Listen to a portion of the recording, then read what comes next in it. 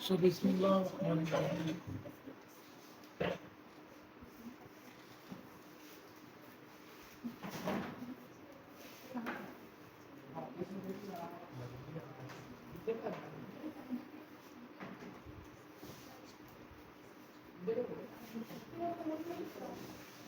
So exercise number 7.2 आज हमने जो बेसिकली करना है वो हमारे पास होगा parallel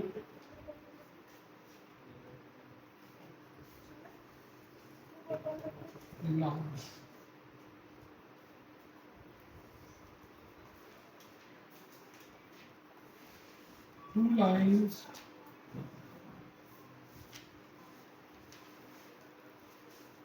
two lines are said to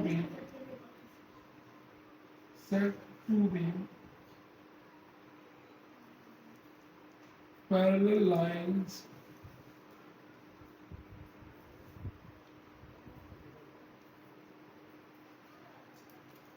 lines parallel कब होती है जब उनकी स्लोप्स इक्वल हो when their slopes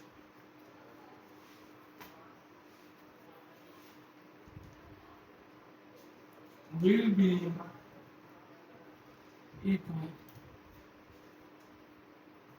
अगर दो लाइंस हैं तो पहली लाइन की हम वन स्लोप और दूसरी लाइन की हम टू तो दोनों लाइंस की जो स्लोप होगी वो इक्वल होगी तो आपकी लाइंस क्या होगी पैरेलल लाइंस अब नेक्स्ट कॉन्सेप्ट है आपका परपेंडिकुलर लाइंस का परपेंडिकुलर लाइंस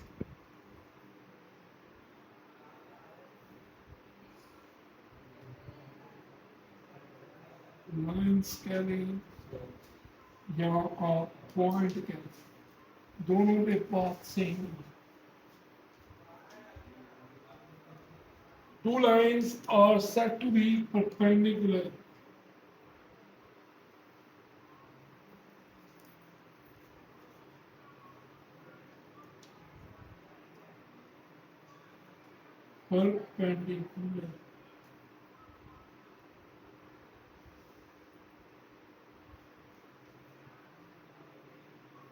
if अगर दो लाइंस परपेंडिकुलर है कंडीशन क्या होगी दोनों की जो स्लोप्स की प्रोडक्ट है m1 और m2 वो इक्वल हो जाएगा -1 अगर दोनों की स्लोप्स की प्रोडक्ट इक्वल टू आ जाए -1 के इट्स मीन वो दोनों लाइंस आपकी क्या कहलाएंगी परपेंडिकुलर लाइंस पैरेलल में स्लोप्स इक्वल होती हैं जबकि परपेंडिकुलर में स्लोप्स की प्रोडक्ट जो है वो -1 की इक्वल होती है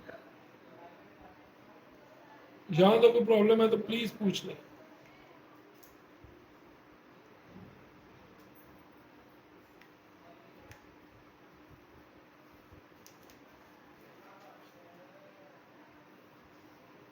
ओके नेक्स्ट अब आप क्वेश्चंस की तरफ आने लगे इसके सो एग्जांपल करने लगा जिससे आपका क्वेश्चन नंबर 3 सॉल्व होगा ट्रेस कर दूं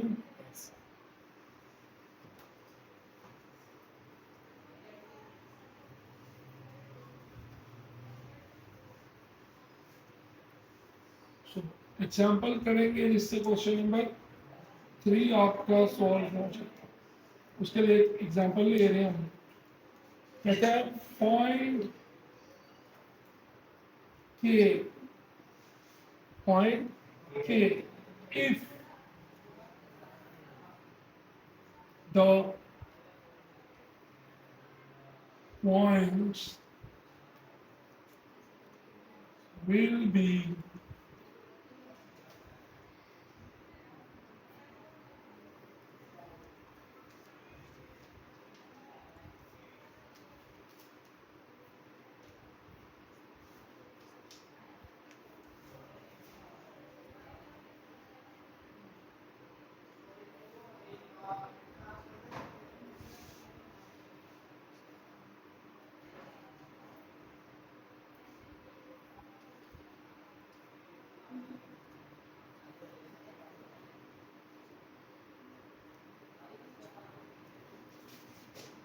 कहता है के फाइंड करने हैं, दो लाइंस के पॉइंट दिए गए हैं, इनसे एक स्लोप निकल आएगी, उसको हम वन का नाम दे देंगे, इससे एक स्लोप निकल आएगी, उसको क्या नाम दे देंगे, M2 का। अब उसके बाद कंडीशन है पैरेलल। अगर दोनों लाइनें पैरेलल है तब के की वैल्यू क्या आएगी, एक बात। फिर अगर दोनों लाइंस परपेंडिकुलर है तो के की वैल्यू क्या आएगी। तो बच्चों सबसे पहली बात, के भी तो दिखाओ ना यहाँ कहां पर है, के तो मैंने कहीं रखा ही नहीं। तो इट्स मीन अब मुझे कहीं पर के भी इंट्रोड्यूस करवाना पड़ेगा, तो मैं किसी वैल्यू के साथ के लगा देता हूं। Is that clear. इस तरह के सवाल बनते हैं। सो हम सोल्यूशन की तरफ चलते हैं।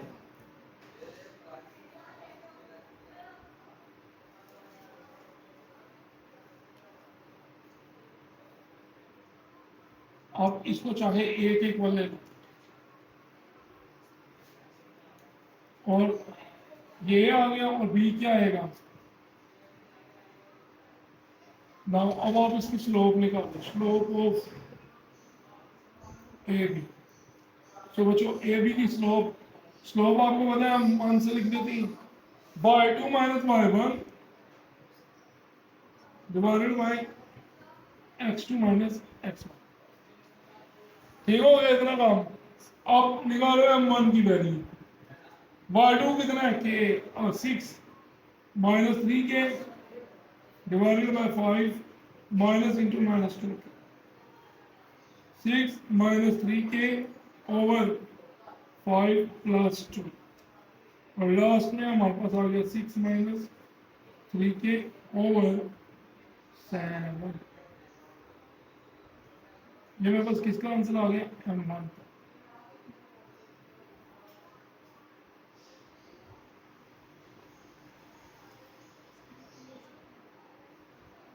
ये M1 आ चुका है। एंड अब दूसरी बार सी ले लें इसको, और फिर डी ले लो 5.2।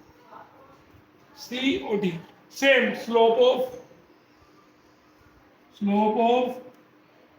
अब इनकी स्लोप लेनी है तो इसको M2 लिख दो, फार्मूला सेम वही लगेगा, y2 minus y1 over x2 minus x1। M2 which is equal to y2 कौन है 2, 2 minus 2 divided by x2 5 minus 3, और अल्लाह खैर करे ये तो जीरो आ गया, और जीरो ओवर समथिंग, जीरो के नीचे कुछ भी आ रहा है, आंसर क्या आना है जीरो। इसका मतलब इनकी स्लोप जीरो आ गई। अब नेक्स्ट, अब आपका पहला केस वो कह रहा है अगर आपके वेक्टर्स पैरेलल हैं तो पैरेलल में आपको पता स्लोप्स आपको इक्वल करनी पड़ेगी। तो केस वन की तरफ जा रहे हैं, ये रेस कर दूं, सो ये रेस कर दूं इधर वाली साइड। सो पहले पार्ट के लिए अभी ये स्लोप्स निकली है, अब के निकालना है, टारगेट है के फाइंड करना। सो आपने बताना है ए पार्ट के लिए, यानी कि पैरेलल का कॉन्सेप्ट आप बताएंगे। पैरेलल सो देखिए भाई, पैरेलल में M1 स्लोप जो है वो M2 के बराबर लेंगे। M2 तो जीरो है, जबकि M1 क्या था 6 minus 3k divided by 7, 7 multiply bye 0, 7 multiply bye 0 0। यही चेक करना था कौन जागना, आंखें खोलने से जागना पता नहीं लगता, हासिल दिमागी भी रहनी चाहिए। सो 6 इज इक्वल टू 3k। सो के का आंसर क्या आ गया 6 ओवर 3। सो फाइनली के का आंसर हमारे पास आ गया।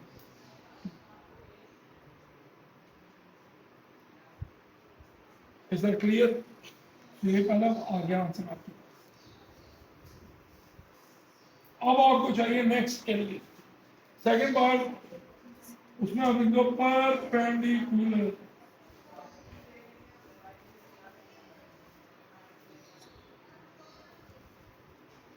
सो परपेंडिकुलर में आपने पढ़ा हुआ है m1 m2 which is equal to -1। So m1 क्या है? 6 - 3k डिवाइडेड बाय 7 और m2 को हमारे पास क्या था? 0। अब 0 से अगर कोई चीज मल्टीप्लाई हुई वो तो 0 ही आ गया सारा। और इधर -1, क्या 0 -1 के इक्वल होता है? 0 -1 के इक्वल कभी देखें तो हमने इधर लिख दिया था नॉट पॉसिबल। ये तो पॉसिबल ही नहीं है यहाँ पे। तो इस केस में के की आंसर भी नहीं निकलना आपका, वो 0 ही हो गया। हाँ अगर यहाँ पर 3 होता कुछ ऐसा नंबर होता, यानी क्या है, अगर आपकी यही वैल्यू होती 6 - 3k डिवाइडेड बाय 7 और अगर इवन का यहाँ 1 नहीं होता, ये मैं बता रहा हूँ अदर केस, ये सवाल के ऐसा नहीं है। तो तब आपने क्या करना था? 6 - 3k divided by 7 which is equal to -1। 7 को 11 क्या हो जाएगा उसके साथ? Is equal to 7 multiply by 1 - 7। उधर हमने आंसर निकाल लिया। समझ आ गई? सो ये पॉसिबल नहीं है ये स्टेप्स। सो ये इतना आपका आंसर है। इससे आप क्वेश्चन नंबर 3 परफॉर्म करेंगे। फिर इसका भी नेक्स्ट में वो कहता है हमारे पास क्वेश्चन नंबर 4 है, उसमें वो कहते हैं कि ए बी और सी 3 पॉइंट्स हैं किसी ट्रायंगल के। ये क्वेश्चन परफॉर्म कर देते हैं आपके साथ। तो ए बी और सी 3 पॉइंट्स हैं किसी ट्रायंगल के। ए बी और सी 3 पॉइंट्स हैं हमारे पास किसी ट्रायंगल के।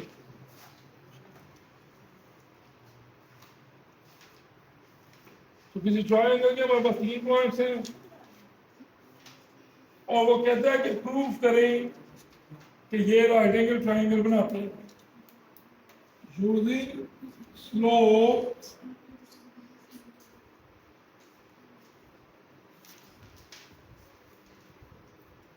show that the triangle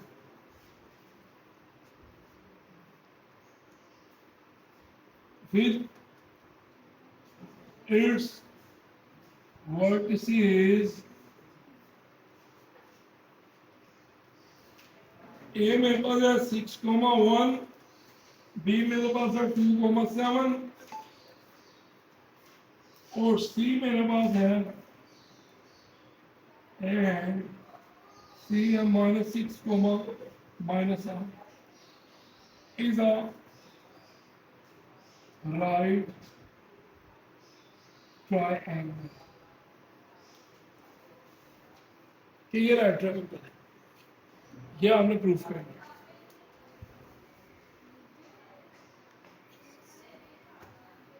ठीक हो गया? अगर आपने राइट ट्रायंगल की स्टोरी इनको बतानी है तो सिंपल सी बात है, आपको स्लोप्स निकालनी पड़ेगी। तो आप ए लिख दो, ए क्या भाई x1 y1, ये लिखते थे ना ए 6,1, बी क्या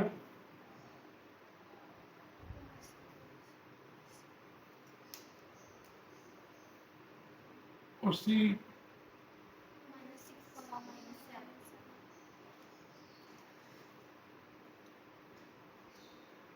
अब आप लोगों को राइट एंगल प्रूफ करनी है। इट्स मीन यहाँ पर आपके पास जो स्लोप्स आएंगी उनमें से किसी 2 स्लोप्स को आप अगर मल्टीप्लाई करेंगे ना तो उसका आंसर -1 आ जाएगा। ये आपने चेक करना है, उसके लिए आपको तीनों की स्लोप्स निकालनी पड़ेगी। तो स्लोप कैसे निकलेगी? स्लोप ऑफ ए बी कैसे निकालेंगे? We have to prove. So slope of A B बताएं भाई, कौन बताएगा?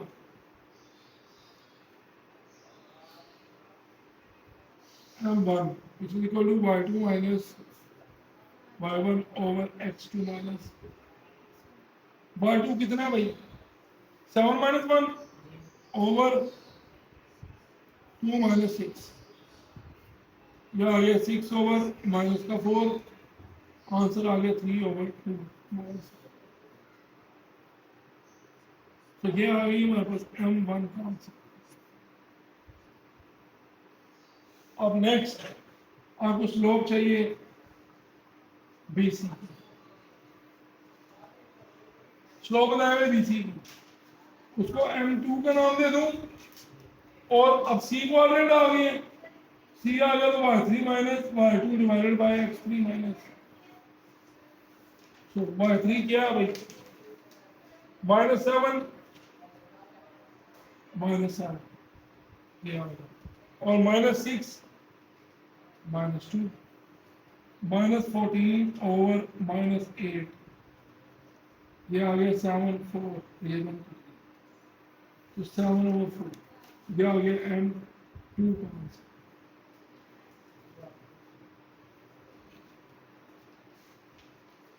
Next slope of AC BC पे भी लाइन लगा दें क्योंकि बेसिकली ये डिस्टेंस को डिनोट करती है y3 minus y1 divided by x3 minus x1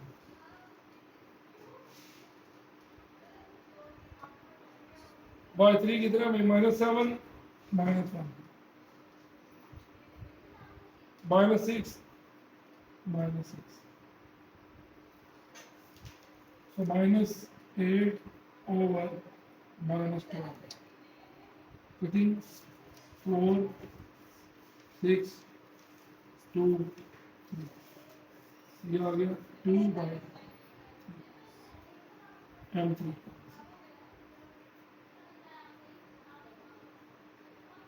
अब आपने इनमें से कोई ऐसी दो आपस में मल्टीप्लाई करनी है कि जिनका आंसर -1 आ जाए। अगर तो ऐसा हुआ तो इट्स मीन ये जो पॉइंट्स हैं जिससे जो ट्रायंगल बनेगी वो राइट एंगल ट्रायंगल होगी क्योंकि उसमें एक एंगल 90 डिग्री का होता है। इट्स मीन उसमें दो लाइंस परपेंडिकुलर होती है तभी एंगल 90 का बनेगा। तो मुझे देख के बता सकते हैं कौन सी दो स्लोप्स मल्टीप्लाई करें कौन सी दो स्लोप्स मल्टीप्लाई कर सकते हैं हम। एक ये बड़ा m1 और एक तो लिखेंगे as m1 into m3 which is equal to -1 और बता देंगे उसको कि हाँ जी भाई m1 कितना है या मल्टीप्लाई करके दिखाओ m1 और m3 -3/2 into 2/3 so 3 3 से कट गया 2 2 से कट गया -1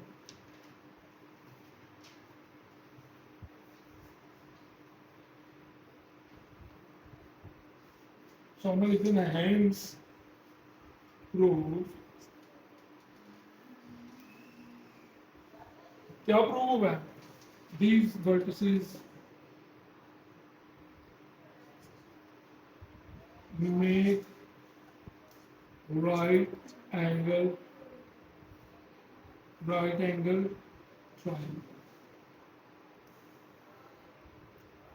ये vertices right angle triangle बनाते हैं। ठीक है अब इसके बाद जो है नेक्स्ट क्वेश्चन नंबर 5 वो आप लोगों ने खुद ही कर लेना है। उसमें जस्ट हमें स्लोप्स निकालनी है उनकी। अगर स्लोप्स आपस में इक्वल आ गई तो इसका मतलब वो लाइंस पैरेलल है और अगर स्लोप इक्वल नहीं आई देन आप चेक करेंगे वो परपेंडिकुलर है कि नहीं। तो उसके लिए उन दोनों को मल्टीप्लाई करके देखेंगे अगर -1 आ गया तो वो परपेंडिकुलर है और अगर ना आया तो इसका मतलब वो भी ना पैरेलल है और ना परपेंडिकुलर है। Do your self. So question number 1 से 5 तक आपकी कंप्लीट होगी आज। यहाँ तो कोई प्रॉब्लम है तो प्लीज पूछें। ये रेस कर दूँ। क्वेश्चन नंबर 5 में हमने जस्ट स्लोप्स निकालनी है। Please open your books. Question number 5 में हमने स्लोप्स निकालनी है।